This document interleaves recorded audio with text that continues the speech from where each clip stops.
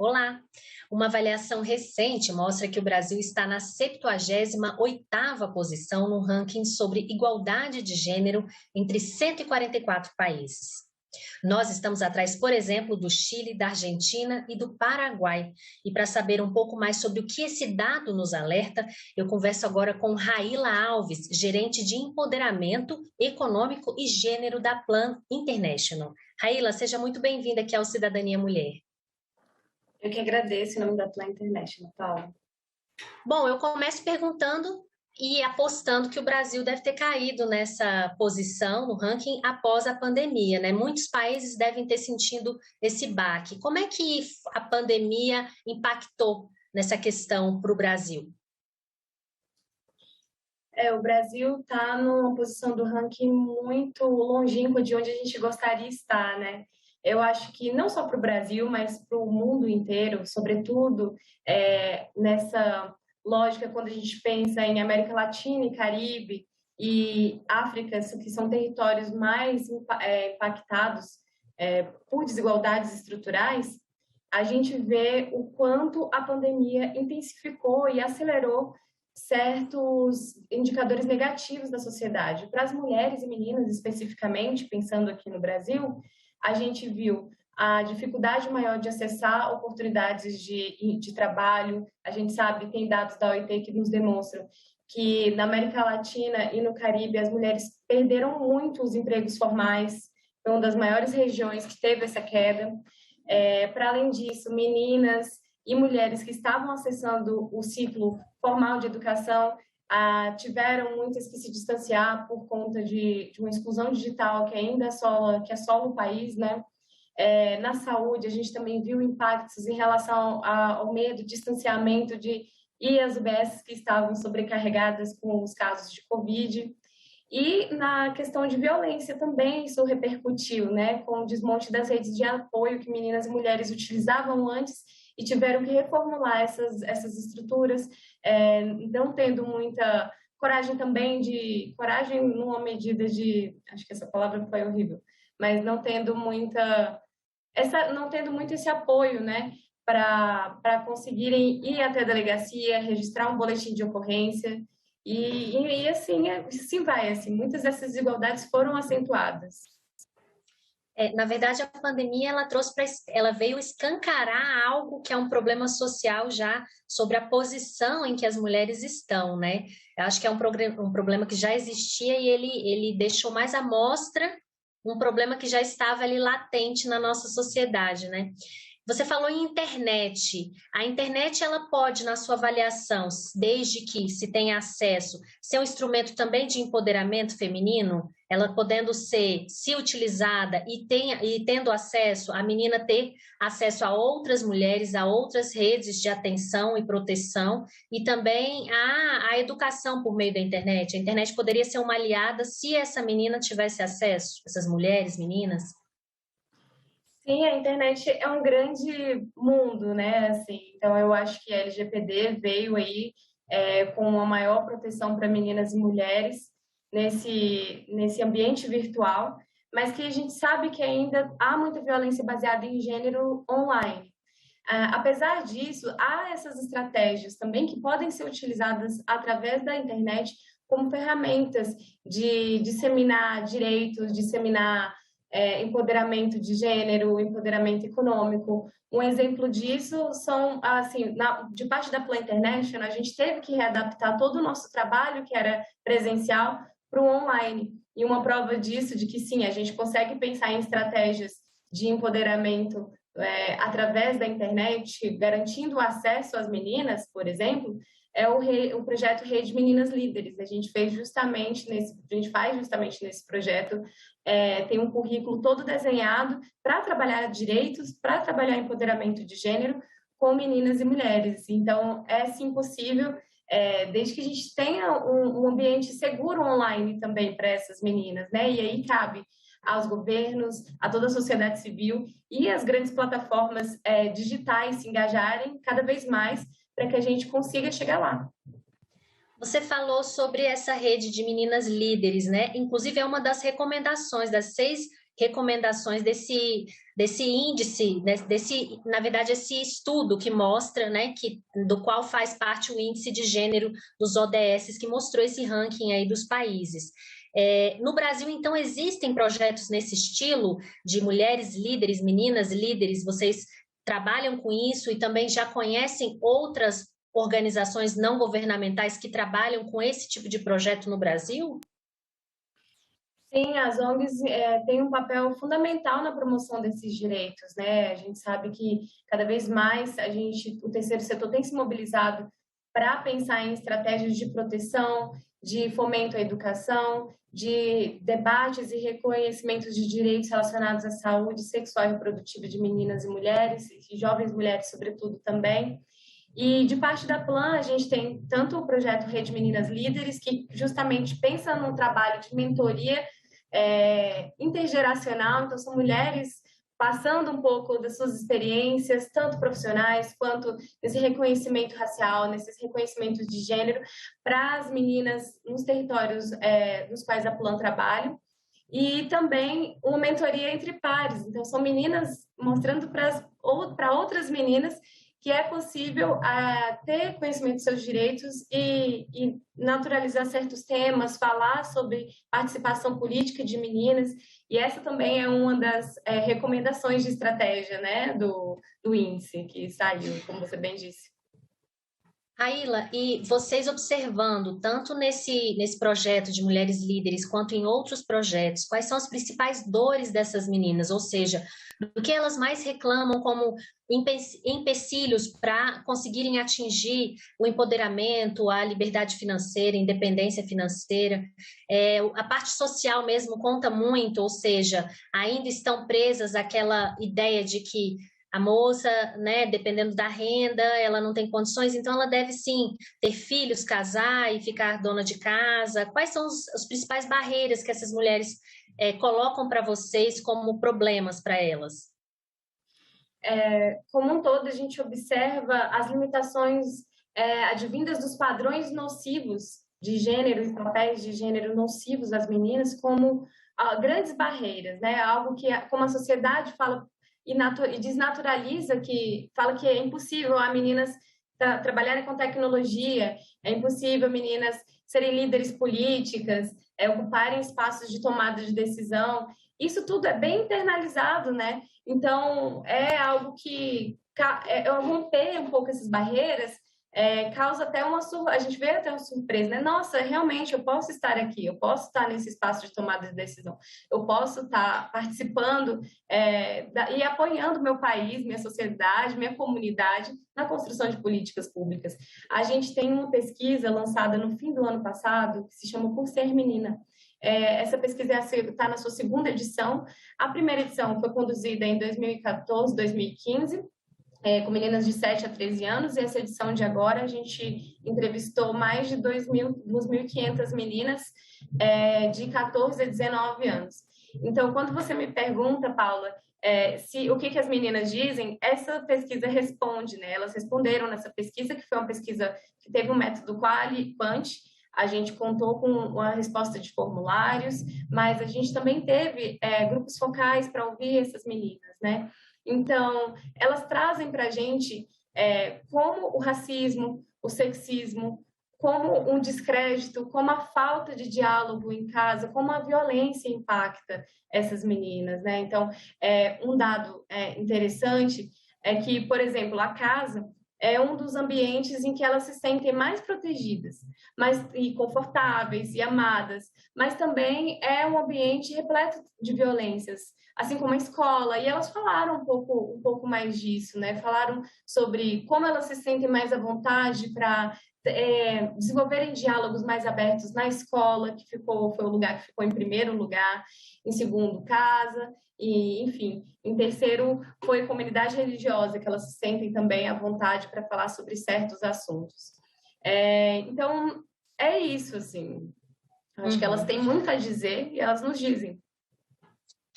Bom, esse índice que a gente está começando a falar aqui, começou a falar no programa, na verdade, ele avalia os países, 144 países, para ver quem é que está trabalhando rumo àquela agenda, o cumprimento da agenda da ONU de Desenvolvimento Sustentável em 2030. Na avaliação de vocês, o Brasil ainda precisa de muita coisa para chegar a cumprir essa meta, essa agenda, e os outros países também estão engatinhando, não é isso? Essa pesquisa revelou exatamente isso. Nenhum país está excelente nesse quesito de igualdade de gênero, não é isso? Sim, nenhum país chegou na igualdade de gênero de fato, né? E assim, mas ao mesmo tempo o Brasil está numa posição muito ruim. A gente tem que, e é algo que o índice traz para a gente, é que voltar ao normal, ao novo normal, não é suficiente. A gente tem que se mobilizar e fazer esforços mais radicais para que essas mudanças aconteçam de forma muito mais acelerada do que está acontecendo. Porque se antes já não aconteciam de uma forma rápida, depois da pandemia, muitos países retrocederam, né, em termos do alcance das metas, que são, acho que são 10 metas do ODS 5, que é o ODS de gênero, né, dos 17 dos Objetivos de Desenvolvimento Sustentável. Então, muitos retrocederam, alguns continuaram como estão, mas até esses que continuam como estão, a gente precisa de mais. Então, são mais esforços que devem ser mobilizados para que a gente consiga, de fato, alcançar a igualdade de gênero e proteger meninas e mulheres de violência baseada em gênero. Na avaliação de vocês, é preciso fazer um trabalho não só com mulheres, meninas, mas também com os homens? Porque eu acho que é uma questão de cultural, né? É algo que a sociedade como um todo precisa estar atenta, abrir os olhos para isso, né? E talvez a manutenção disso seja feita em casa, seja feito pelo pai, pelos irmãos, e também pelas algumas mulheres ainda são muito machistas, acham que as mulheres, né, condenam quem vai trabalhar, que gosta de ter uma vida mais, né, de liberdade, de assumir cargos e ter menos tempo para a família, então, etc. Na sua avaliação tem que ser um trabalho social como um todo, não só com as mulheres, né? Sim, se a gente considera o sexismo enquanto algo estrutural e estruturante na nossa sociedade, a gente precisa entender que todos e todas nós e todos nós, todo mundo faz parte dessa estrutura. Então, mulheres sim podem reproduzir comportamentos machistas e homens também têm que estar engajados como aliados nessa luta, né?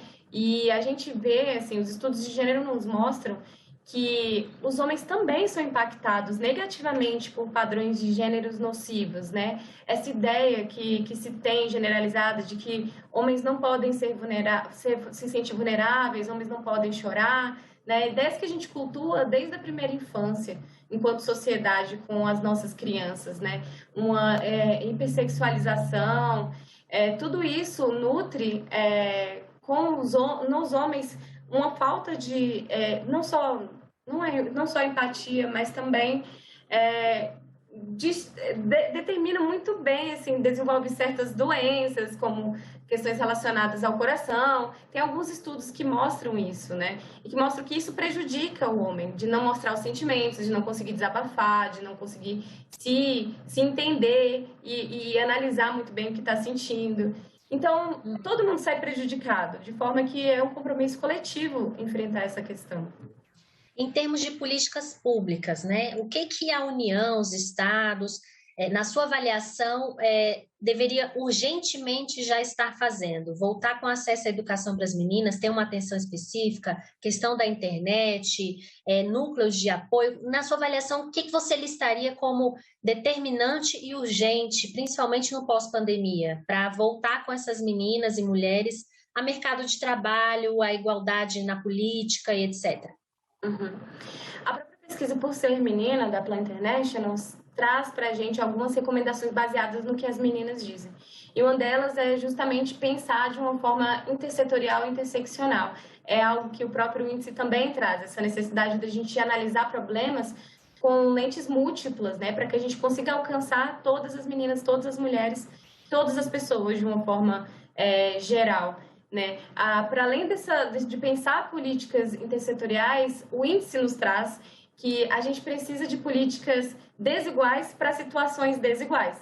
Né? Então, se a gente tem poucas mulheres acessando espaços de liderança e participação política, a gente tem sim que criar mais ferramentas para que elas consigam acessar esses espaços, né? E para além disso, assim, a gente sempre precisa estar com essa ideia de trabalhar em conjunto, ouvindo as mulheres, ouvindo as meninas com participação política, né? Que elas estejam lá falando o que é melhor para elas, porque ninguém melhor do que nós mesmas para falar sobre algo que nos afeta, né? Então, a gente tem uma experiência muito boa com um projeto chamado Escola de Liderança para as Meninas, que justamente a gente mostra para elas que, sim, vocês podem estar nesses espaços. E, especificamente, no Dia Internacional da Menina, que é no dia 10 de outubro, essas meninas assumem cargos de decisão, assim. Então, a gente já teve meninas que foram delegadas por um dia, que já foram promotoras por um dia e governadoras por um dia. Isso mostra o resultado desse dia de participação política, é algo positivo para todos os setores e serviços envolvidos, porque a gente consegue abrir um pouco a nossa mente para incluir pessoas que frequentemente não são ouvidas nesses espaços, né? Uhum. Não, e assim, com relação a leis, né? Nós temos infinitas leis, mas ainda, de repente, são insuficientes. Mas na sua avaliação, é preciso mais do que leis, é preciso agir ou ainda a legislação também carece de aprimoramentos? Existe alguma legislação, alguma parte que vocês detalhariam como necessária para modificar? Assim, o direito, né, as leis acompanham um pouco a sociedade, mas sempre tem um delay, né? Sempre estão olhando para trás enquanto a coisa já aconteceu ou está acontecendo, né? A coisa enquanto fenômeno social. Então, vai ter sempre um pouco dessa diferença. O importante é que a gente não deixe essa diferença virar um abismo, né? Como foi por muitos anos, a gente não tinha uma política, uma lei pensada para promoção de insumos e de absorventes para as meninas. E agora, depois de muita participação da sociedade civil, de meninas, mulheres, pessoas que menstruam sendo ouvidas, a gente tem um projeto de lei que foi aprovado recentemente. Fora isso, a gente também tem essas leis pulverizadas a níveis estaduais, a níveis municipais. A gente teve algumas que vieram antes. Então, contando que a gente sempre vai ter um pouco desse atraso, a gente precisa, para diminuir esse atraso, que meninas sejam ouvidas, que mulheres sejam ouvidas e consultadas sobre quais são suas demandas, né? Então, se eu pudesse, enquanto Raíla, né, enquanto Plan, dar uma sugestão de algum projeto, de alguma ferramenta que eu acho que seria útil, seria um conselho de meninas para o Congresso, um conselho tanto para a Câmara quanto para o Senado. Que legal que seria, né, os nossos líderes, as nossas líderes, nossas lideranças ouvindo as meninas sobre quais são as demandas delas. Eu tenho certeza que muitas questões interessantes e muitas pautas para PLs iam surgir aí. A Plan tem contato específico com lideranças femininas no Congresso, por exemplo, deputadas, senadoras? Vocês entram em contato para sugerir também sugestões de pauta, de votações, projetos novos? A gente tem especificamente aqui em São Paulo muito contato com a deputada Marina Elô, que é super parceira. Ela recebe vários grupos de meninas no seu gabinete. Já fez o ano passado, no mês internacional das meninas, ela fez uma simulação de uma aprovação de projetos de leis. Então, tudo isso, eu acho que é uma experiência super positiva que a gente traz, mas a gente também tem outros contatos, assim, eu acho que a gente também participa de audiências públicas, a gente está sempre tentando cada vez mais fomentar e ter mais parceiros e parceiras nessa luta, assim. Agora, fala um pouquinho da Plan International. Como é que vocês atuam, em quais áreas, quais tipos de projetos vocês atuam e como acessar esses projetos, quem está nos assistindo, quem tem interesse em participar? Tá. A Plan International é uma organização humanitária de desenvolvimento que existe em mais de 70 países. Aqui no Brasil, a gente está nos estados da Bahia, Piauí, Maranhão e São Paulo, Começou com uma organização que prestava apoio diretamente focado em contextos de guerra na Europa, mas a partir disso a gente ampliou um pouco mais o nosso escopo e durante nossas atuações a gente atua tanto em prover essas assistências humanitárias, em projetos de desenvolvimento, mas também elaborando pesquisas, conduzindo pesquisas para que a sociedade civil, para que lideranças políticas estejam bem embasadas sobre qual a situação das questões de crianças e adolescentes nos países. E especificamente, assim, creio que a partir de 2010, 2011, a gente virou um foco um pouco mais para pensar nas meninas, porque justamente essas evidências estavam trazendo para a gente que as meninas têm sido as maiores vulnerabilizadas e excluídas socialmente, né, por várias questões, são muito afetadas. Então, a gente tem, desde então, esse foco nas meninas, mas, de modo geral, a gente trabalha e sempre luta pelos direitos de todas as crianças e todos os adolescentes. Se a gente for pensar, tudo começa na adolescência. Então, se uma menina ela é marginalizada pelo poder público, acaba que ela vira mãe muito cedo, aí vem uma série de outras questões que impactam na vida dela. Ela para de estudar, ela não tem acesso ao trabalho, e aí não pode se desenvolver financeiramente, e aí gera uma questão de dependência até do próprio Estado, né? Com aqueles auxílios. Então, é interessante o cuidado com as meninas, com as crianças, para que elas tenham essa possibilidade de ter uma outra alternativa de futuro, não é isso? Exatamente. Assim, as meninas de hoje, eu falei isso há um tempo atrás e eu continuo com isso, que as meninas de hoje são as mulheres de amanhã.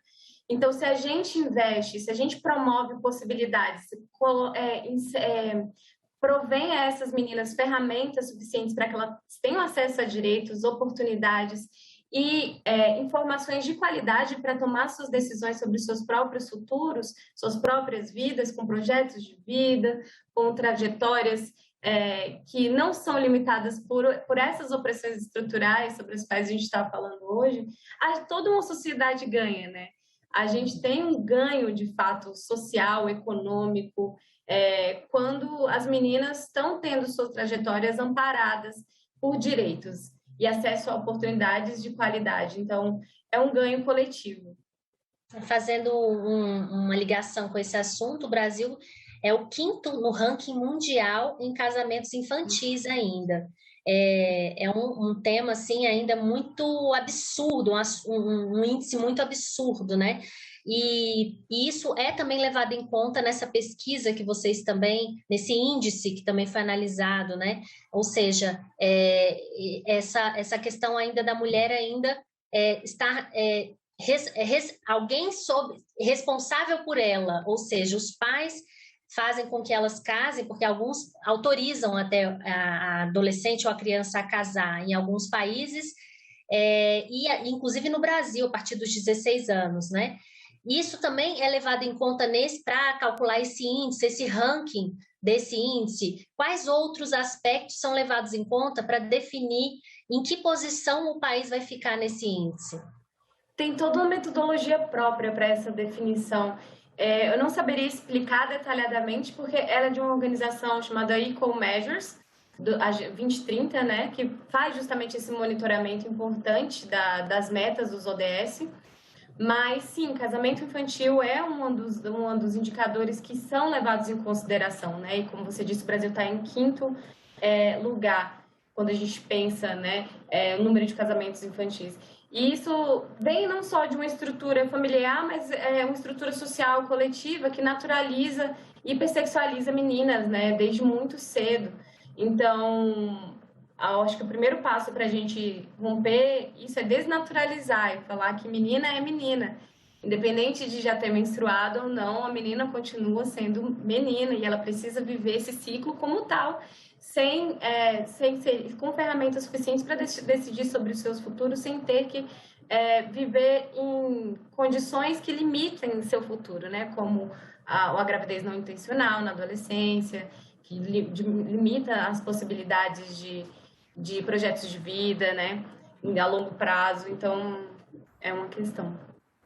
Agora, você falou que durante a pandemia vocês tiveram que se reorganizar para poder manter os projetos. Vocês perceberam uma diminuição na adesão dessas meninas, a dificuldade nesses projetos durante a pandemia, e já estão retomando, ou você acha que elas ainda não conseguiram totalmente voltar aos projetos? Como é que está isso?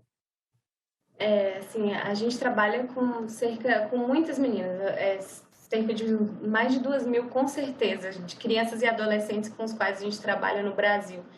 E sim, durante a pandemia a gente teve que se reorganizar para tentar garantir que essa mobilização, que essas adolescentes continuassem mobilizadas, né, nas atividades. Então, uma coisa que foi um fator muito importante foi ter fornecido créditos para acesso à internet, para que elas conseguissem participar das reuniões online, pensar em ferramentas também. Às vezes as meninas não têm acesso exclusivo a um computador, a um celular, para que elas consigam acessar. E sim, durante a pandemia, eu acho que todas as pessoas que trabalharam de casa ou que ficaram muito expostas às telas, e isso incluindo adolescentes que conseguiam de alguma forma acompanhar as aulas durante a pandemia, né, ficaram sobrecarregadas com essa alta exposição às telas, com esse ambiente online, né? Então, a mobilização é algo realmente complicado nesse contexto, né? Porque a gente está falando de questões de saúde mental, a gente está falando de questões de recursos materiais ou não, que elas tenham ou não para acessar, de um ambiente propício, de dados para armazenar o conteúdo. Então, tudo isso afeta, né? E foi intensificado, essas diferenças foram intensificadas durante a pandemia. Ou seja, mais um desafio para essas meninas, né? Bom, a nossa conversa fica por aqui, mas eu agradeço muito a sua participação, Raíla. E você de casa, se você quer rever esse programa, ou indicar para outras pessoas, ou assistir outros programas, acesse senado.leg.br/TV Senado, ou o nosso canal no YouTube.